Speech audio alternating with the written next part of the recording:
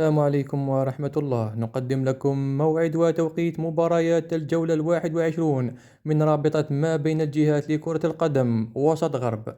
المباراة الأولى واعدة ومثيرة، تجمع بين الوصيف مولودية شرشال وأولمبيك وادي الفضة يوم السبت 28 فبراير على الساعة 3 زوالا.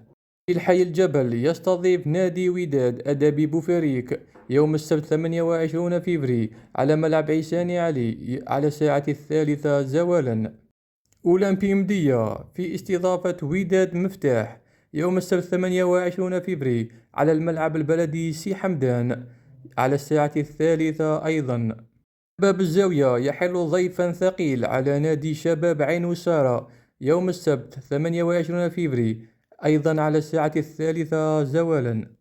مباراة المنعرج لاتحاد البوليدة حينما يحل ضيفا على رائد أمل عين الدفلة يوم السبت 28 فبراير بداية من الساعة 3 زوالا.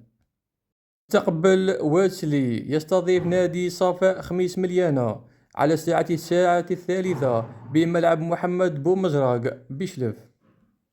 شباب بني تامو يستضيف نادي أكاديمية أمل مدية بداية من الساعة 3 يوم السبت 28 فبراير.